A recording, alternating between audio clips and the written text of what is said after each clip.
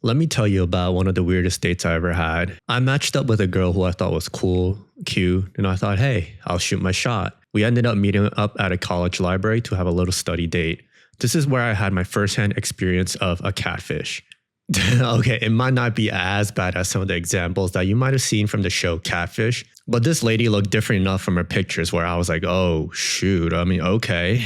Just to give you a quick little context, back in my day, when Tinder first broke out when I was in college, it was a novelty being able to swipe and find a potential match. But when I first created my account, I was actually embarrassed because there was a time, and I know some of you remember this, where meeting someone online meant you had no game and it was uncool. Prior to this, it was the Gen X using OkCupid, Match.com, and infamously Ashley Madison for affairs, which, wow, I won't even know what to say about that one.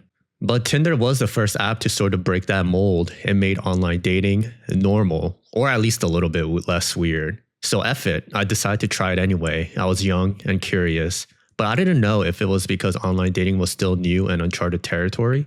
I didn't have the best experiences at the start. Anyway, let me tell you about one of them. So we're sitting at a library cafe, setting up our laptops and books. I don't remember too much in detail on what we talked about, but we had a little bit of a chat.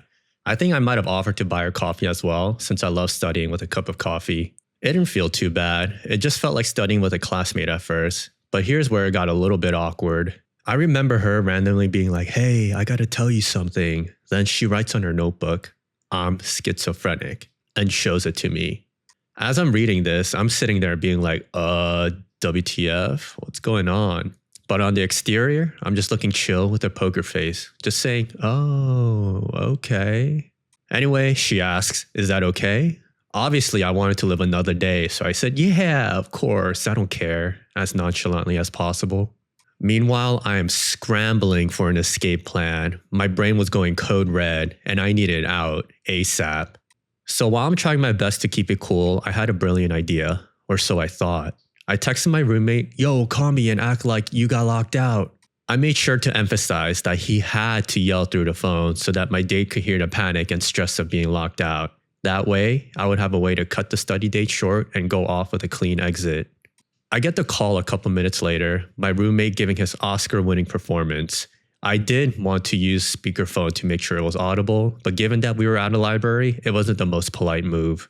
But the audio was definitely clear enough. Yo, Dojin, where are you? I'm locked out of the house and I forgot my key. I need to piss real bad. Can you come through? And I would respond, yeah, I got you. Just give me a few. I'm wrapping up my study here.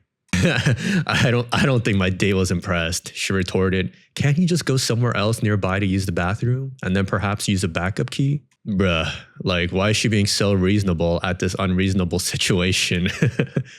At this point, I think I was just too keen on GTFOing, so I probably brushed off her sound advice, because the next thing I remember is packing up, saying goodbye, and that I'm sorry, that this was an emergency.